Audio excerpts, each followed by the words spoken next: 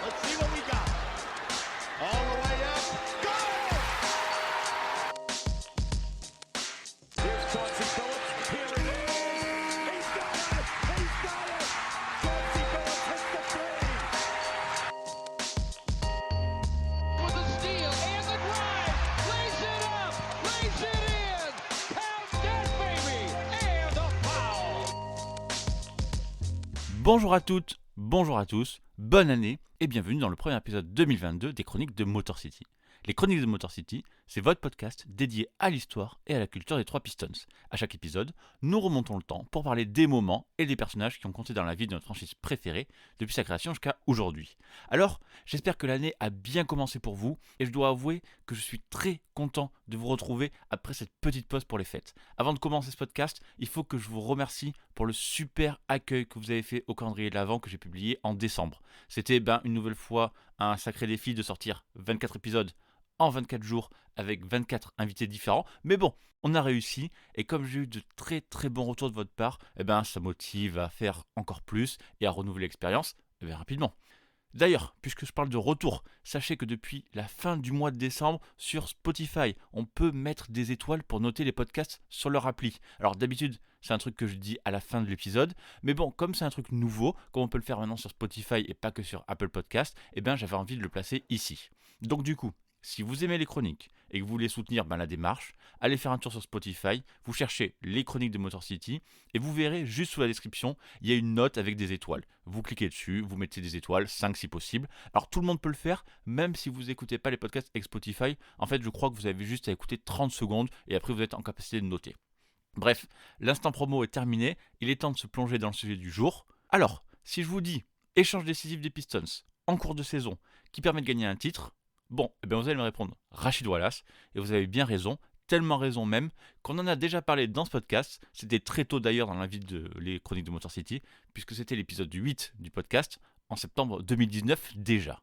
Mais il y a aussi une autre réponse que vous auriez pu me donner, parce que 15 ans quand même avant le trade du Shield, les Pistons avaient déjà fait le coup, en échangeant, en février 1989, Adrian Dantley contre Mark Aguirre, un trade qui leur avait permis tout simplement de gagner leur premier titre quelques semaines plus tard en sweepant les Lakers. Sauf que la grosse différence, c'est que si Rachid Wallace avait été récupéré en 2004 contre quasiment rien du tout, en 89, les Pistons ont dû lâcher Adrian Dantley alors qu'il était lui l'un des meilleurs joueurs des Pistons, en tout cas le meilleur scoreur de l'équipe. Alors, je vous propose qu'on parle de ça aujourd'hui. Ça nous permettra de nous plonger une nouvelle fois dans l'histoire des Bad Boys, et tout particulièrement par le prisme de deux joueurs dont on ne parle pas assez souvent, Mark Aguirre d'un côté, mais surtout Adrian Dantley de l'autre, qui sera vraiment au centre du podcast. Je ne vous cache pas que j'avais très envie de parler de Dantley, qu'on oublie assez souvent quand on parle des Pistons des années 80, probablement parce que ça s'est mal terminé, et surtout parce qu'il n'était pas là pour les titres de 89 et 90. Donc, on parlera de tout ça. On parlera de la carrière de Dantley, de son arrivée qui a permis aux Bad Boys de passer un cap, mais aussi on parlera de ses tensions avec le reste du groupe et particulièrement avec Isiah Thomas, ce qui va conduire à son trade en février 89. Pas forcément d'ailleurs bien accueilli par les fans, mais ça sera assez vite oublié grâce à l'impact de Mark Aguirre, dont on va rapidement aborder le cas. Donc, Adrian Dantley et le trade gagnant avec Mark Aguirre pour l'épisode 58 des Chroniques de Motor City, ça commence maintenant.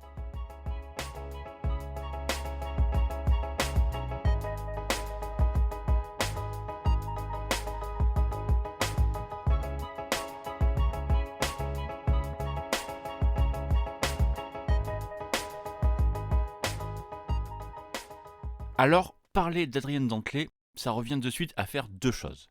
D'abord, d'évoquer un super joueur, mais genre vraiment. Rookie de l'année, 6 fois All-Star, 2 fois All-NBA, double meilleur marqueur de la NBA, 4 saisons consécutives au-delà des 30 points par match. Bref, je vous ferai le portrait complet de Dantley un peu plus tard, mais on est minimum dans du scoreur de très très haut niveau. Mais l'autre point à évoquer aussi, quand on parle de Dantley, c'est son caractère. Adrian Dantley, c'était probablement l'un des plus gros égos du circuit à l'époque, un joueur qui avait une très très haute estime de lui-même et avec qui, ça ne s'est pas très bien fini à peu près partout où il est passé. Et d'ailleurs, c'est ce qui se passe en août 1986. À ce moment-là, Adrian Dantley, termine sa 7e saison avec le Jazz et tout le monde est à peu près sûr que c'est la dernière. Pourquoi ? Tout simplement parce que ça fait déjà 2 ans au moins que Dantley a pas mal de problèmes avec son coach Frank Leyden, également à la tête des opérations basket du Jazz. Les deux se sont pris la tête pas mal de fois. Dantley a même été suspendu un match sur la fin de la saison 86. Et s'il est toujours là, eh bien c'est parce que c'est assez difficile de se séparer d'un joueur aussi fort que lui.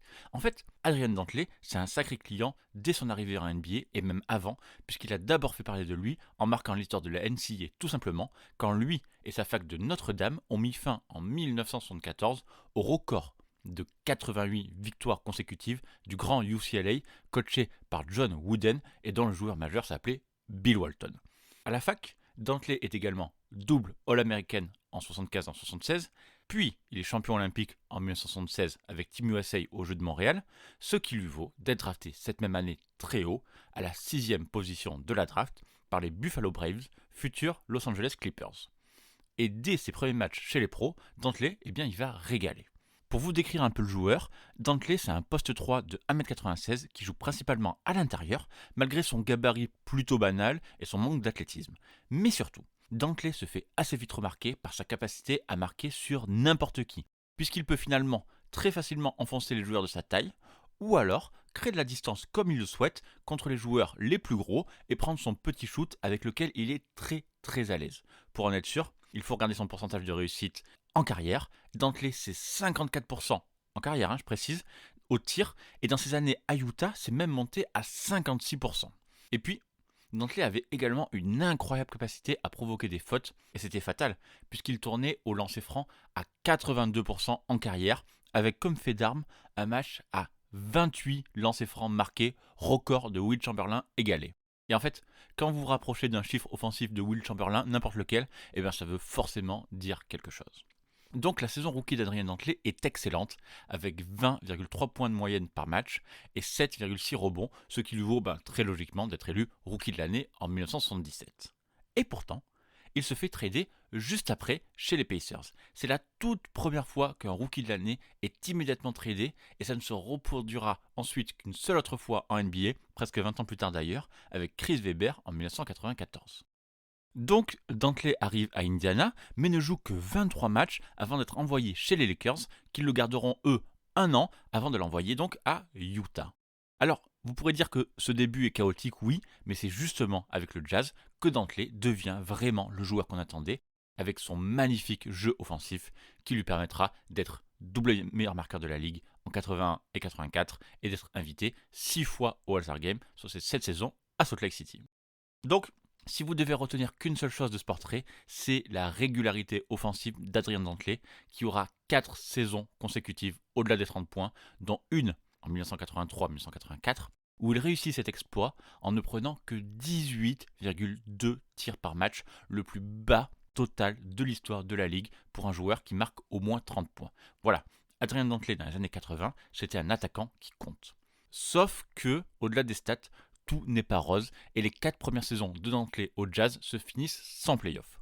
Du coup, en tant que franchise player et énorme scoreur, eh bien Dantley en prend plein la tête, la presse le qualifie de loser, de mec qui pose ses stats dans le vide, alors qu'en fait, si on y regarde vraiment, c'est simplement que son équipe était tout juste moyenne derrière lui. Heureusement, tout change quand Utah engage Frank Leyden avec la double casquette de coach et de directeur des opérations basket. Sa première année est pas terrible avec seulement 30 matchs de gagnés, mais il faut dire qu'il a justement Adrien Dantley blessé au poignet après seulement 22 matchs qui ne revient pas de la saison. En revanche, la saison suivante, en 1983-1984, Adrien Dantley revient, Utah gagne 15 matchs de plus et finit premier de la Midwest. Le Jazz est devenu une si bonne équipe tout d'un coup qu'on retrouve cette année-là leurs joueurs dans toutes les catégories statistiques de la NBA. Dantley est le meilleur marqueur de la ligue, Mark Eaton est leader au contre, Ricky Green aux interceptions et Darrell Griffith a le meilleur pourcentage de la NBA à 3 points avec, attention les yeux, 36,1% de moyenne, ce qui serait à peu près aujourd'hui la moyenne NBA, mais bon, peu importe. Et pour achever le tableau, Dantley gagne cette année-là le titre de Comeback of the Year, un trophée qui n'existe plus aujourd'hui et qui récompensait les joueurs qui revenaient de blessure ou qui faisaient un retour fracassant en NBA. Utah se fera sortir au deuxième tour des playoffs par les Suns, mais ça y est, ils sont enfin une équipe qui compte en NBA et se qualifieront pour les playoffs les 2 saisons suivantes, ce qui nous ramène donc à l'été 1986.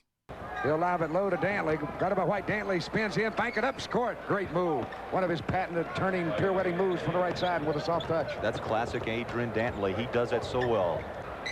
Jazz with 12 seconds on the shot clock, and Stockton yo-yos in three-point range to the angle left. Up top to Dantley. They'll clear 4 people left. Dantley fakes that drive right. He's got running room. Put it on the glass. It's blocked by Benjamin. Goaltending. Dantley puts Utah in front, 36-35. Comme je vous l'ai dit en intro, la saison 85-86 a marqué la fin de la relation entre Frank Leyden et Adrian Dantley. Au-delà de la lutte entre les deux gros égos, Dantley fait aussi la gueule à cause d'une demande de revalorisation salariale qui ne passe pas, et Leyden a cherché en fait pendant toute la saison à se séparer de Dantley. Et puis c'était clair et net, aucun double jeu du côté de Leyden. Par exemple, en avril, quand James Brown, un journaliste à CBS, annonce que 3 équipes sont intéressées par Dantley, voilà ce que répondait Leyden. Si James Brown peut me trouver 3 équipes intéressées pour échanger Dantley, qu'il leur dise de m'appeler immédiatement. En fait, il pourra peut-être même toucher une commission pour ça. Bon, le problème c'est que si Dantley n'est pas content de son salaire, il a pourtant un énorme contrat qui bloque pas mal d'équipes. Le premier nom évoqué pour un éventuel trade, c'est celui des Washington Bullets, mais qui n'arrivera pas à faire matcher les salaires. Et puis finalement, parmi les équipes intéressées, eh bien le nom des Pistons arrive au-dessus de la pile, tout simplement parce que Détroit est peut-être la seule équipe qui a effectivement les moyens de contenter Utah. Et c'est comme ça que le 21 août 1986, Jack McCloskey, le GM des Pistons, envoie Kelly Tripucka et Ken Benson à Utah contre Adrian Dantley qui débarque dans la Motor City pour faire un duo offensif de folie avec Asia Thomas. Et la clé, ça aura bien été les salaires, puisque les 971 000 $ de Tripucka et les 315 000 $ de Benson équilibreront parfaitement le salaire d'Adrian Dantley. Et à Détroit, ce trade a quand même été assez difficile à concrétiser. Évidemment, l'équipe sort d'une défaite assez sèche contre les Hawks au premier tour des playoffs 1986, et un joueur du calibre de Dantley sur le marché, bien c'est assez rare, mais Tripucka comptait énormément pour les Pistons. Il faut se rappeler qu'il est arrivé en 1981, en même temps qu'Asia Thomas, dans une franchise qui n'était quasiment que déception depuis son déménagement de Fort Wayne et qu'il a contribué au renouveau de cette équipe.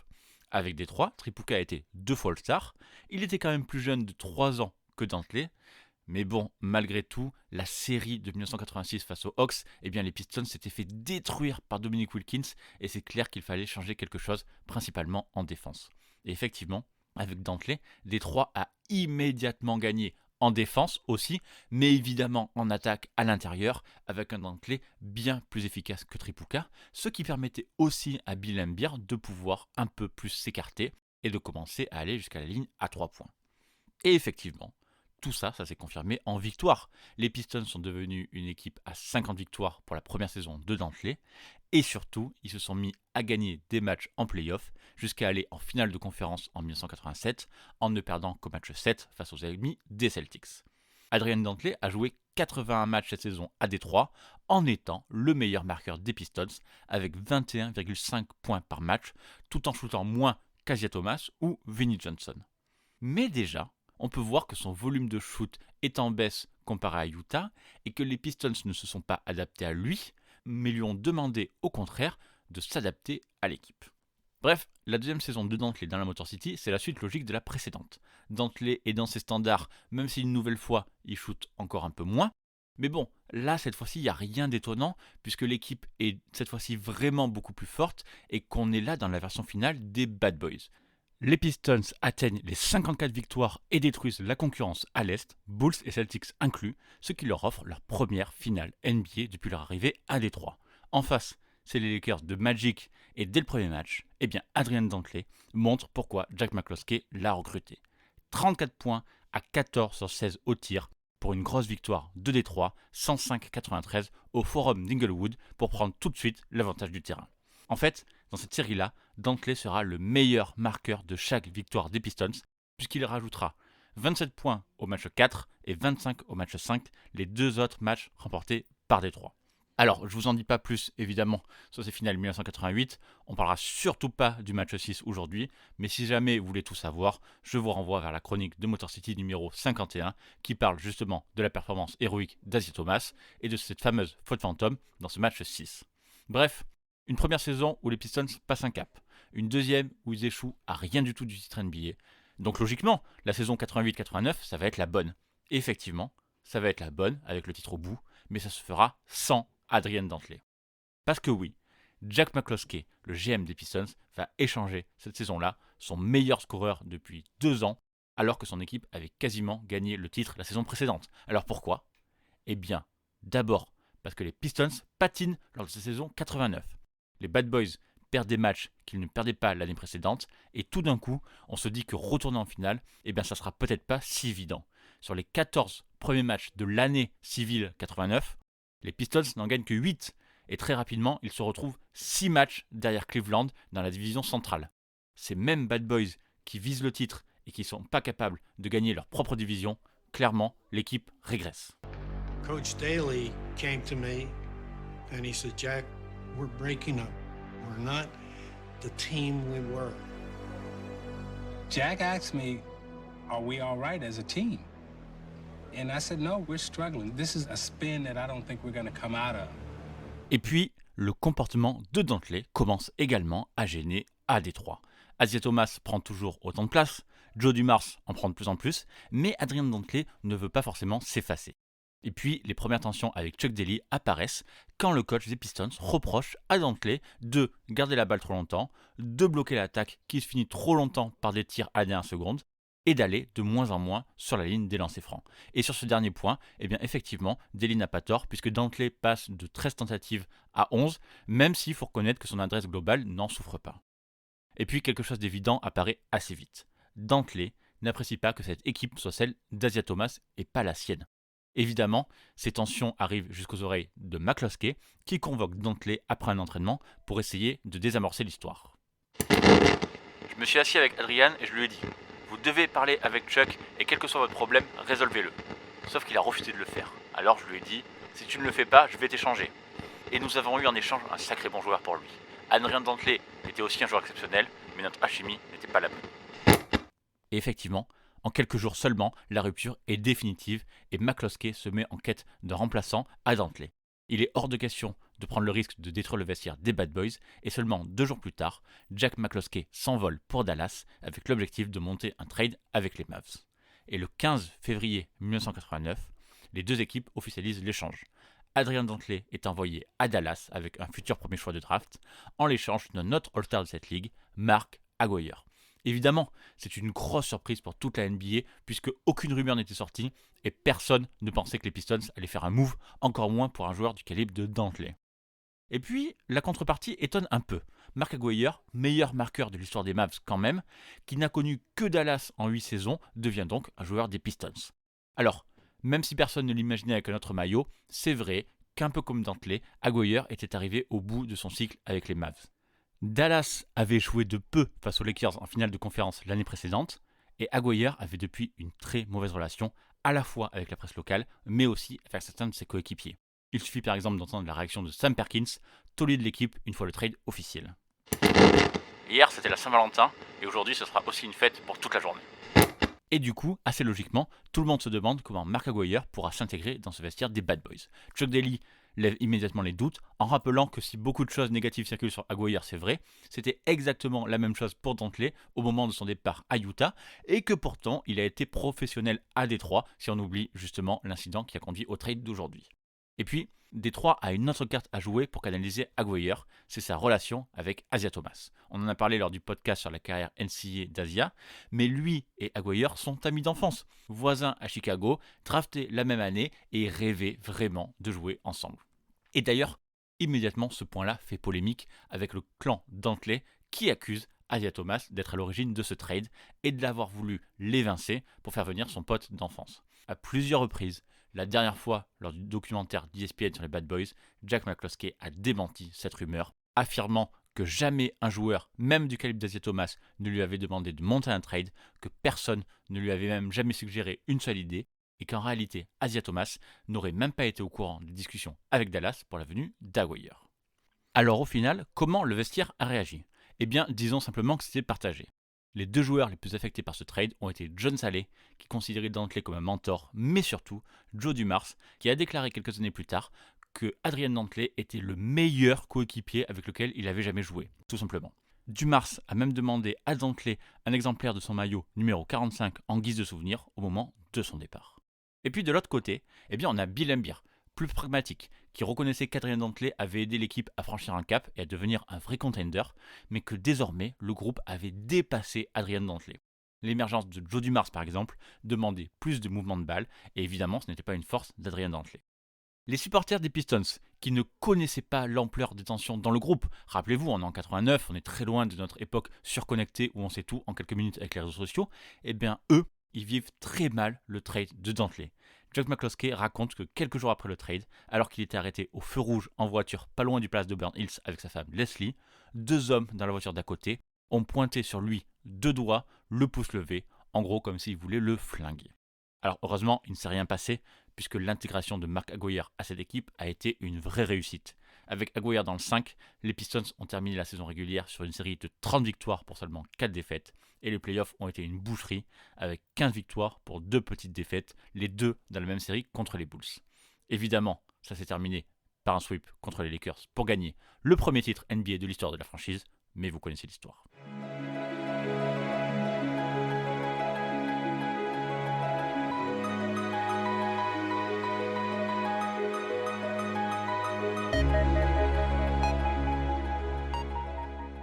Que Mark Aguirre et le groupe aient si bien fonctionné en si peu de temps, c'est aussi une des clés du succès des Pistons.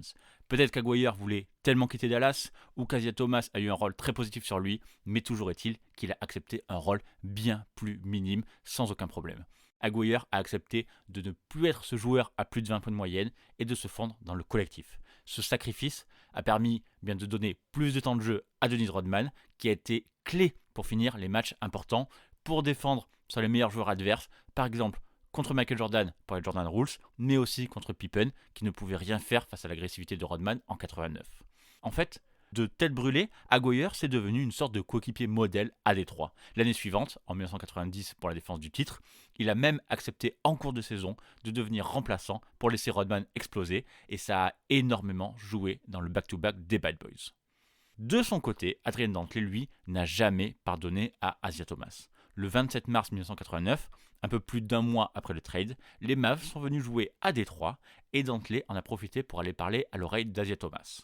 Plus tard, nous avons su ce qu'il lui avait dit. « Je ne te pardonnerai jamais de ce que tu m'as fait. » Encore aujourd'hui, Adrian Dantley qualifie toujours Isaiah Thomas d'escroc et considère qu'il a été échangé parce qu'en gros, il ne voulait pas se soumettre à Isaiah Thomas.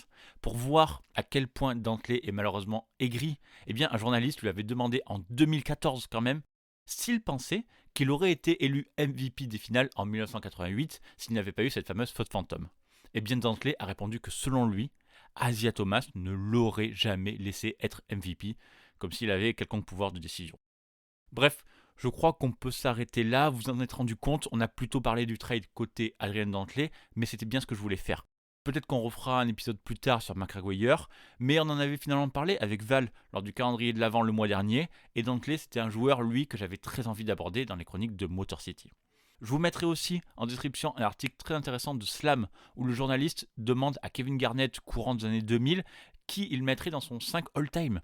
Et pour le poste 4, Garnett a répondu Adrian Dantley. Alors voilà, on en pense qu'on en veut, mais vous ajoutez ça à Joe Dumas, qui, comme on l'a dit, le voit comme le meilleur joueur avec qui il a joué, et vous comprenez peut-être l'importance du joueur qu'était Adrian Dantley.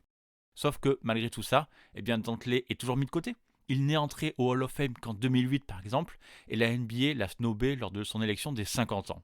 Et probablement que la raison de cet oubli, c'est encore et toujours la fameuse bague et le jugement qu'ont les gens et la presse qu'un joueur ne gagne pas le titre, alors qu'en fait ça se joue tellement à peu de choses et qu'on ne peut pas mettre un joueur si haut ou si bas seulement avec un titre ou pas de titre. Bref, l'épisode cette fois s'arrête là. Comme d'habitude, les chroniques de Motor City sont à retrouver sur toutes les bonnes applis de podcast, Apple Podcasts, Spotify, Google Podcasts, Deezer, Amazon Music et toutes les applis qui gèrent les flux RSS. Si vous êtes un nouvel auditeur, pensez, comme je l'ai dit en intro, aux notes sur Apple Podcasts et donc maintenant aux notes sur Spotify. Ça aide toujours à faire découvrir le podcast. Cette chronique et toutes les autres sont à retrouver sur le site www.chroniquedemotorcity.fr. Donc en attendant le prochain épisode, on se retrouve là-bas ou sur Twitter @MotorCityPod. Merci une nouvelle fois pour votre soutien et à très bientôt pour une prochaine chronique. Bye.